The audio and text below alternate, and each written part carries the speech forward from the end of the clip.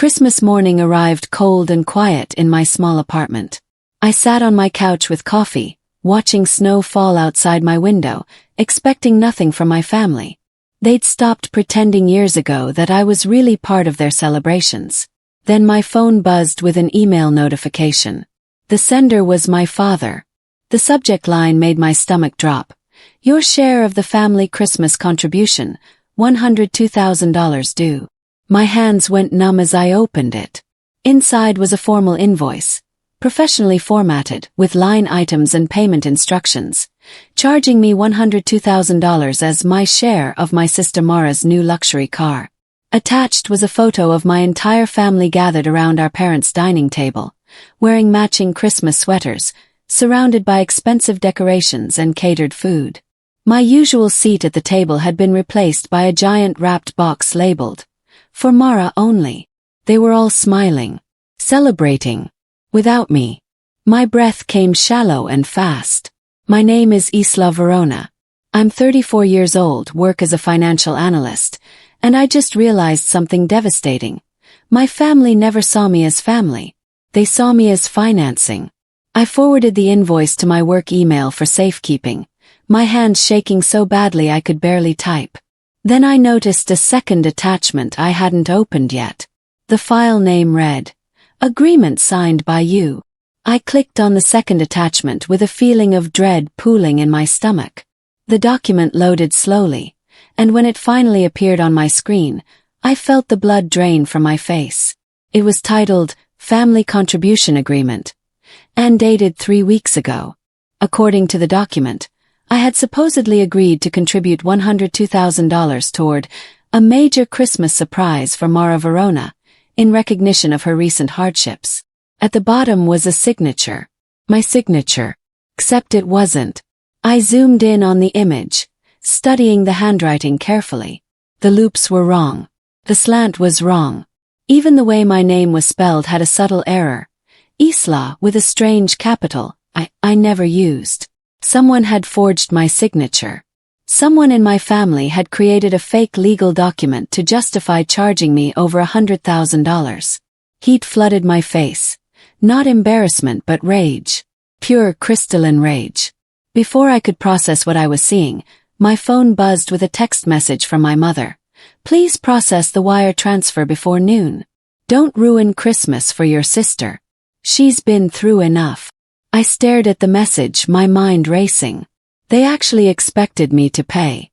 They'd excluded me from Christmas, forged my signature, and now demanded I fund my sister's luxury car. All before noon. What the hell did they just do? I opened social media with shaking hands, needing to see for myself what I already suspected. My mother's Instagram was public, and the evidence was right there on her feed. Post after post showed my entire family together at my parents' house. My father carving a prime rib. My sister Mara posing with a massive red bow on a sleek black luxury sedan in the driveway. My mother surrounded by perfectly wrapped gifts. Extended family members I hadn't seen in years, all gathered in matching pajamas. The hashtags made my stomach turn. Hashtag family first, hashtag blessed Christmas, hashtag all together now. Except not all of us. I scrolled through every photo. I wasn't in a single one. Not cropped out, just never there. Never invited. My phone buzzed again. This time it was from my cousin Austin, someone I barely spoke to anymore, but who'd always been decent to me. "I'm sorry you're finding out this way," his message read. Attached was a screenshot of a family group chat I'd never been added to. The chat was called Christmas Planning, Real Family Only. My mother's message at the top, sent 2 weeks ago, read, "Don't tell Isla about the gathering. She's exhausting and always makes everything about her. This is Mara's year to shine." Below it, dozens of messages. Planning. Coordinating. Laughing. All of them knowing I was excluded. All of them complicit. I sat on the edge of my bed, the phone clutched in my hand when it started ringing. My mother's name flashed on the screen. I almost didn't answer, but something made me pick up. "Merry Christmas, Isla." Her voice was bright, fake, dripping with forced cheer. "Did you get our email?" The invoice. My voice came out flat. Yes, the contribution request. We need you to send your share today. I know it's Christmas, but the dealership needs payment confirmation before they release the title. No, how are you? No, sorry we didn't invite you. Just straight to demanding money. I'm not paying, I said quietly. The words felt foreign in my mouth. I'd never refused them anything before. There was a sharp intake of breath on the other end. Excuse me. I said I'm not paying a single dollar. My mother gasped like I'd physically slapped her. Isla, don't be ridiculous. This is your sister we're talking about. Your family. You can't possibly be this selfish. Selfish. I laughed, a harsh sound with no humor in it. You excluded me from Christmas and sent me a bill. And I'm selfish. If you don't pay your share, Mara will lose the car, she said, her voice rising. Is that what you want? To destroy your sister's happiness? After everything she's been through? The familiar guilt tried to surface. But this time something inside me stayed steady. The phone call devolved into exactly what I should have expected. A familiar storm of emotional manipulation I'd weathered my entire life. You know your sister deserves this after her breakup, my mother said. Her voice taking on that wounded tone she always used when she wanted something. She's been devastated. This car is the one bright spot in her life right now. So I should pay for it. You don't have kids or real responsibilities, Isla. This is nothing to you. You have that good job, that nice apartment. You can afford to help your sister when she needs you. I wasn't invited to Christmas, I said again, trying to make her hear how insane this was. We didn't want to stress you out with all the family chaos. We were being considerate. You wanted my money, not my presents. Oh, stop being so dramatic. You're always the victim, aren't you? We raised you, Isla. We gave you everything. This is the least you can do to show some gratitude. The guilt trip was so practiced, so familiar, that for a moment I almost wavered. Then my mother said something that made everything stop. Your father already used the money you sent last month to place the down payment. So really you've already committed. What money? I interrupted. I never sent you money last month. Silence. Then. You must have forgotten. You're always so busy. I never sent you anything. My voice was ice. What are you talking about? She hung up. My hands shook as I opened my banking app, my heart pounding so hard I felt it in my throat. I scrolled through my transaction history, going back weeks, looking for any transfer I might have forgotten. Then I found it. November 18th. A wire transfer for $18,000 to an account I didn't recognize. The memo line read, Family Holiday Fund. I never made that transfer. I never authorized it. I didn't even recognize the receiving account number. My stomach dropped like I was in free fall. Someone had accessed my bank account and stolen $18,000. I scrolled further, my vision tunneling. There were other attempts, smaller ones that had been blocked by my bank's fraud protection. $5,000 here. $3,000 there. All flagged and stopped, but I'd never received notifications because they'd somehow changed my alert settings. With trembling fingers, I checked my account security settings. Someone had added a new device to my trusted list. Someone had changed my phone number for security alerts to one I didn't recognize. As I sat there staring at my phone in horror, a new notification appeared at the top of my screen. New login attempt detected from unrecognized device. Someone was trying to access my account right now. This morning. Christmas morning. And when I checked the IP address of the previous successful login, my blood turned to ice. It was my parents' house. I called the bank's fraud hotline immediately, barely able to keep my voice steady as I explained the situation to the representative. I need to freeze my account, I said. Someone has been making unauthorized transfers. I'm so sorry this happened, Ms. Verona. Let me pull up your account history. There was typing, then a pause. I can see several transactions that originated from an IP address in. Let me check Westmont Hills. Is that a familiar location? Westmont Hills. My parents' neighborhood. Yes, I whispered. That's my parents' address. I see. Unfortunately, that makes this more complicated. Were they given permission to access your account at any point? Never. Not once. All right. I'm freezing the account immediately and flagging all those transactions for investigation. You'll need to file a police report and send us a copy. We'll begin the recovery process, but I have to warn you, when family is involved, these cases can be difficult. After I hung up, I sat in stunned silence, trying to understand how my own parents had accessed my banking information. Then I remembered. Last Thanksgiving, when I'd visited briefly, my mother had asked to borrow my laptop to look up a recipe. She must have accessed my saved passwords then. Installed tracking software. Given herself permanent access to everything. My phone buzzed. A voicemail notification. I frowned. I hadn't heard the phone ring. Then I realized. It was from an hour ago. My parents had pocket-dialed me, and the voicemail had recorded their conversation. Press play. The voicemail started mid-conversation. My father's voice came through clearly. How easy it was to get Isla to pay without complaining. She never even checks her statements. Laughter. My mother. I told you it would work. She's too scared of confrontation to ever question us. How much did we get total? That was Mara, my sister. Her voice sharp and amused. 18,000 from her account directly. Plus she's good for the invoice amount. She always caves eventually. My father sounded proud of himself. Isla's basically our emergency fund, Mara said, and they all laughed. She never fights back. It's pathetic, honestly. I felt something inside me crack wide open.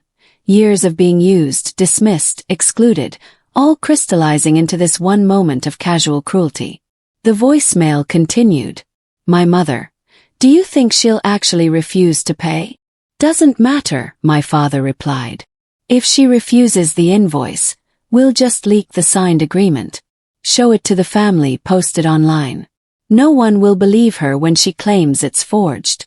She'll look like she's backing out on a family commitment. Smart, Mara said. Either way, we win. More laughter. Then the recording cut off.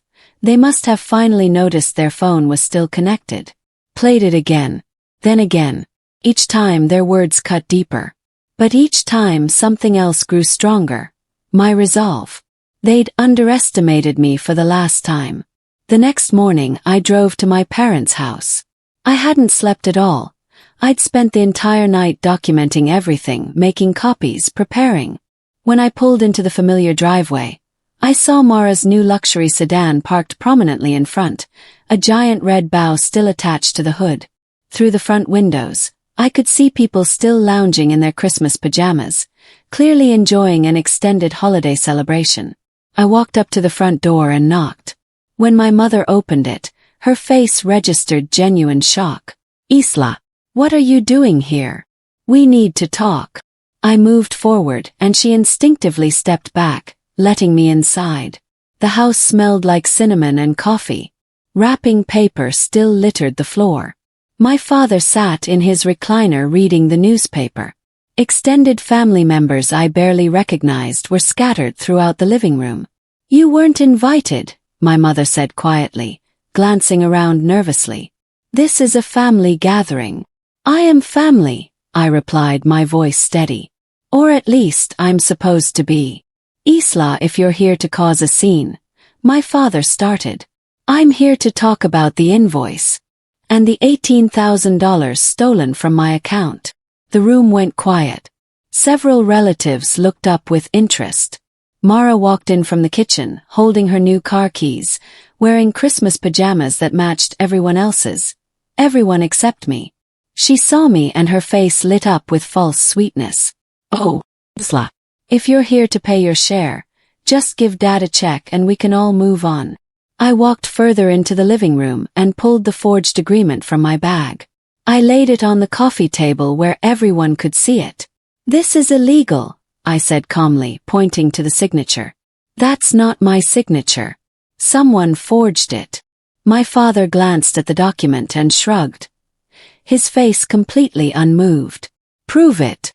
I have a handwriting analysis ready to go to a lawyer. I have the original electronic file with metadata showing it was created on your home computer. I have evidence. Mara smirked from the doorway, still holding her car keys. Evidence? Come on, Isla. Or family. Are you really going to take this to court? Over a car? How petty can you be? My blood boiled.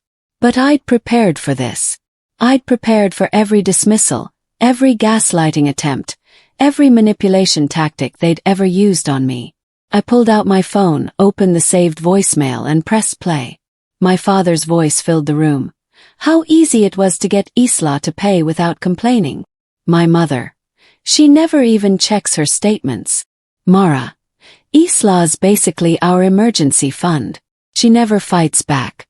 It's pathetic, honestly. I let the entire voicemail play. Every cruel word. Every admission of theft. Every laugh at my expense. The room fell completely silent. No one moved. No one breathed. When it finished, I looked at each of them in turn. Mara had dropped her car keys. My mother's face had gone white.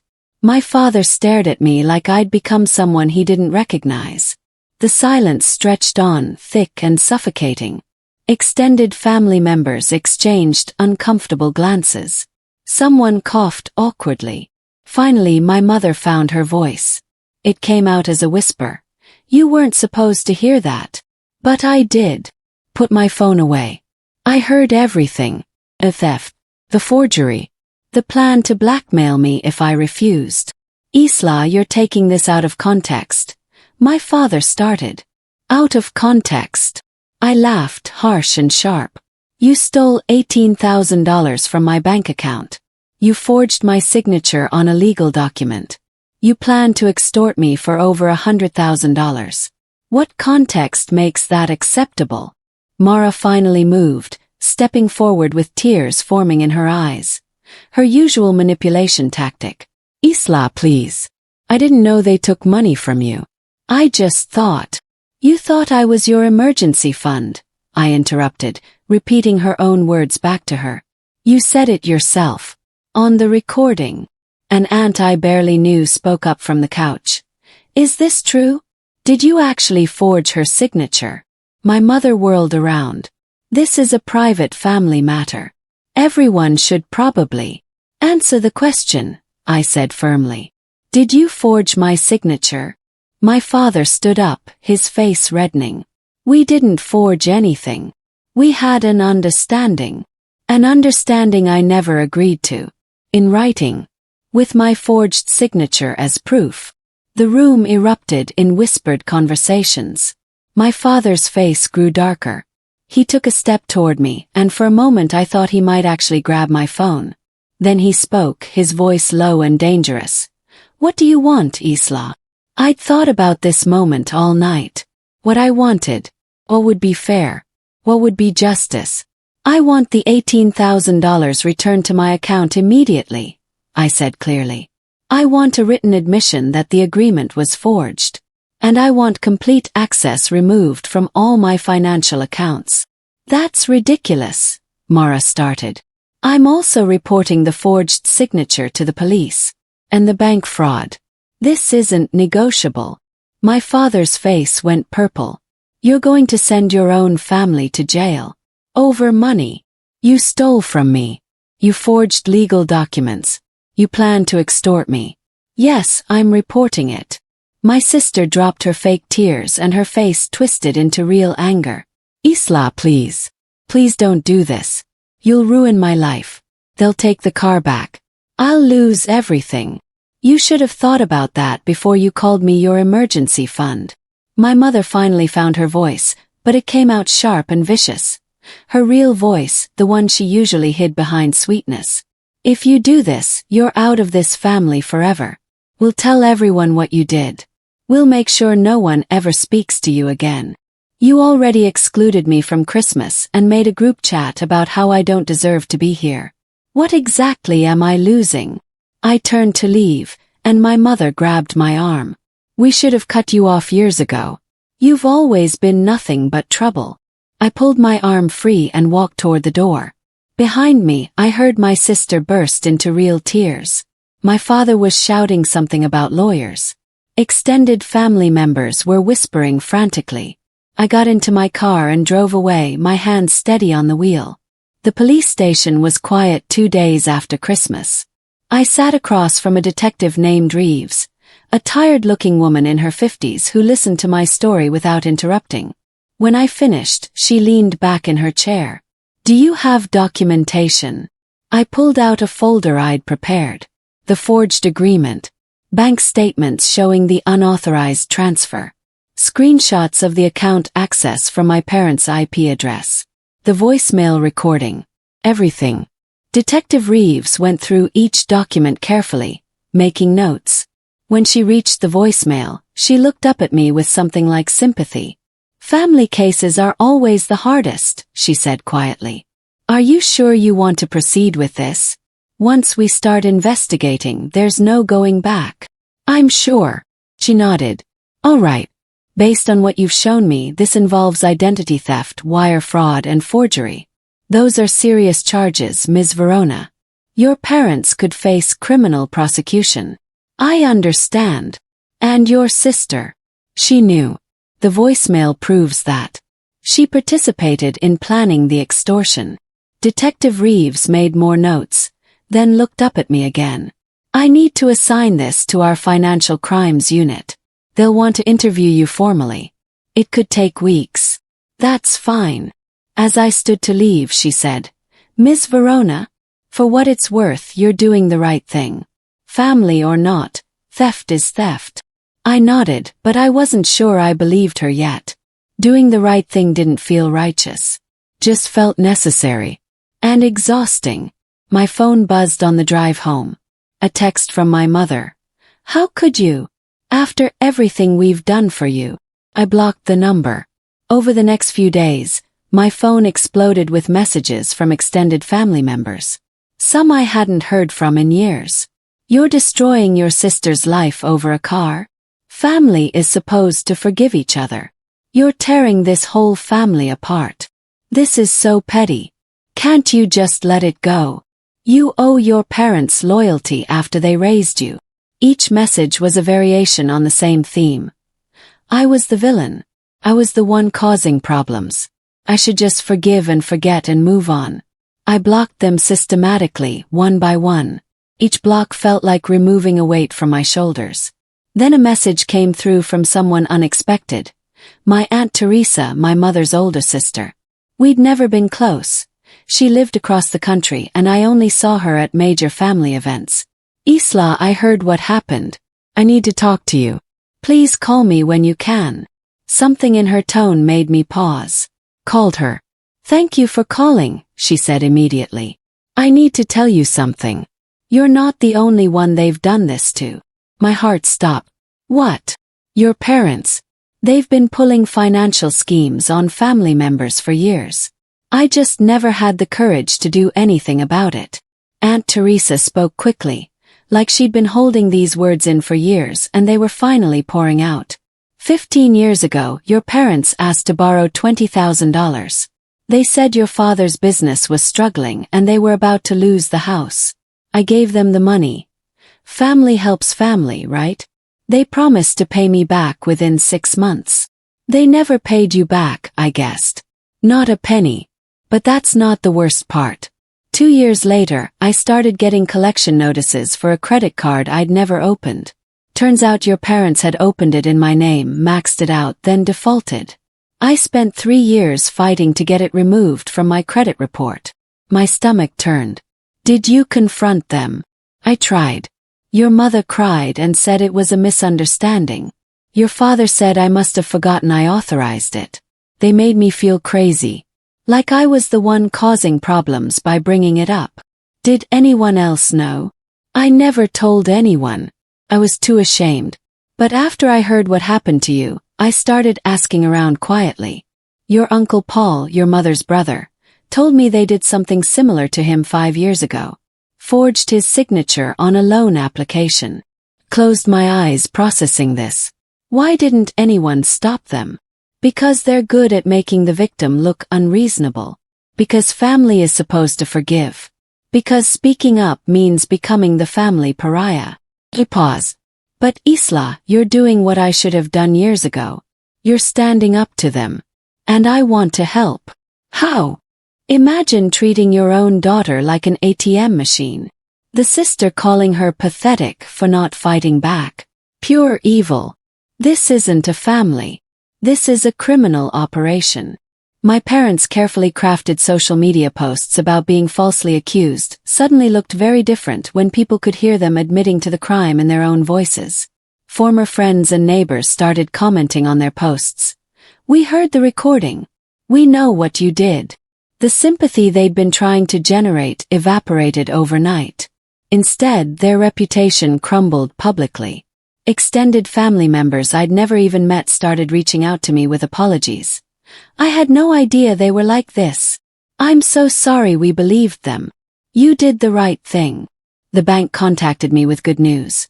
Ms. Verona, based on the evidence you provided and the ongoing criminal investigation, we've approved full restoration of the stolen funds. $18,000 will be returned to your account within 3 business days. I cried when I hung up. Not from happiness, from sheer relief that anything was finally going right. Detective Reeves called that evening. The dealership has been notified about the fraudulent purchase. They're repossessing your sister's car tomorrow morning. Justice, I was learning, moved slowly but thoroughly. I gave my formal statement at the police station a week later. Detective Reeves and a prosecutor named Angela Winters present. They recorded everything as I walked through the timeline again, providing context for each piece of evidence. When did you first realize your family was financially exploiting you? Ms. Winters asked. Christmas morning. When I saw the invoice and the forged agreement. I handed over printed copies of everything. Every document, every message, every voicemail. Detective Reeves's eyes widened as she went through the evidence. Ms. Verona, I have to tell you, most victims of family fraud don't have this level of documentation. I'm a financial analyst, I explained. Documentation is what I do. Ms. Winters reviewed the voicemail transcript and looked up at me seriously. With evidence this strong, we're moving forward with prosecution. I want you to understand what that means. Your parents could face prison time. Your sister could as well. I understand. Are you certain you want to proceed? I thought about that question. Really thought about it. Did I want my parents in prison? Did I want my sister facing criminal charges? No. I wanted them to have been decent people. I wanted them to have loved me without conditions. I wanted a family that didn't see me as a resource to be exploited. But since I couldn't have that, I'd settle for justice. Yes, I said firmly. I'm certain. Ms. Winters nodded. Then we proceed. I'll be filing formal charges by the end of the week. The story made local news the next day. Local family charged with identity theft and fraud against daughter. The local news coverage was understated but damning. The article included basic facts. The forged documents, the stolen money, the invoice for the luxury car. They didn't print my name, I was listed as the victim. But they included my parents' names and Mara's. The comments section exploded. People I'd gone to high school with suddenly remembered my family always seemed off. Former neighbors shared stories about my parents asking for money and never paying it back. The dealership made a statement confirming they'd repossessed the luxury sedan purchased with fraudulent funds. Mara posted a video on social media having a complete meltdown, claiming she was innocent and I was lying about everything. But commenters quickly found holes in her story. If you didn't know the money was stolen, why did you call your sister an emergency fund in that recording? You literally laughed about scamming her. We heard the proof. Her video was shared hundreds of times, but not in the way she'd intended. It became a cautionary tale about consequences and accountability. My parents tried damage control, claiming the recording was taken out of context, and I'd edited it maliciously. But audio forensics experts verified the recording was authentic and unaltered. Every attempt they made to clear their names only highlighted their guilt more clearly. The bank sent an official notification. My stolen $18,000 had been fully restored to my account, with interest. The preliminary hearing was held 3 weeks later in a small courtroom. My parents sat on one side with their expensive attorney, looking smaller than I'd ever seen them. Mara sat separately with her own lawyer, her face pale and drawn. I sat on the other side with Malcolm Pierce and Detective Reeves, a folder of evidence that had grown to hundreds of pages. The prosecutor presented the case methodically. The forged signature with handwriting analysis. The bank records showing unauthorized transfers from my parents' IP address.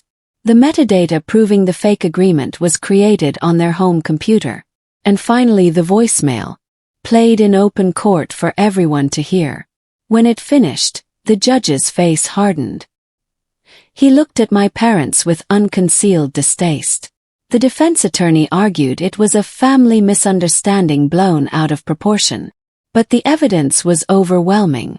The judge ruled there was sufficient cause to proceed to trial on all charges. Identity theft, wire fraud, forgery, and conspiracy to commit fraud. My parents' faces went gray. Mara started crying, real tears this time, not manipulation. My attorney worked out a settlement over the next month.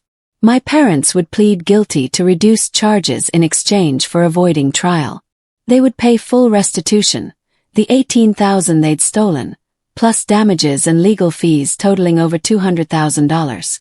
They would serve probation but no prison time, provided they had no contact with me for a minimum of 5 years. Any violation would result in immediate incarceration. Mara would plead guilty to conspiracy and serve 2 years probation. At the final hearing, my parents stood before the judge and admitted guilt. As I left the courthouse, my mother whispered, "How could you do this to us?" I stopped and looked at her one last time. "I didn't do this to you. You did this to yourselves. I just stopped letting you do it to me." 6 months later, I stood in my new apartment. Bigger, brighter, in a better neighborhood. Paid for with money I'd saved because I wasn't being secretly stolen from anymore. The restitution had been paid in full. Every penny they owed me was back, plus court-mandated damages. The no-contact order was in effect. My accounts were secure with new passwords and two-factor authentication. Changed my phone number. Changed my email. Removed them from every aspect of my life. I'd built a chosen family of friends who treated me with genuine kindness. My coworker Hannah, who'd supported me through everything. My neighbor Marcus, who'd helped me move without asking invasive questions. Aunt Teresa, who called every week just to check in. These people showed up for me without expecting payment. They celebrated my successes without jealousy. They offered help without strings attached. This was what family was supposed to feel like. My phone buzzed, not from a blocked number but from Detective Reeves. "Wanted to check in. How are you doing?" "Good," I typed back. "Really good, actually." And for the first time in years it was true. I wasn't waiting for the next demand. I wasn't bracing for the next guilt trip. I wasn't trying to earn love from people who only saw me as a resource. I was free. The doorbell rang. Hannah and Marcus arriving for our dinner party, arms full of food and laughter. I opened the door wide and welcomed them in. New Year's Day arrived quiet and peaceful. I sat on my balcony with coffee, watching the city wake up, thinking about how far I'd traveled from that terrible Christmas morning. My parents and sister had spiraled under the weight of their own actions. I'd heard through mutual acquaintances that they'd lost most of their friends. That extended family had stopped inviting them to gatherings. That the criminal charges had destroyed my father's business reputation. Their perfect facade had crumbled, and everyone finally saw what had always been underneath.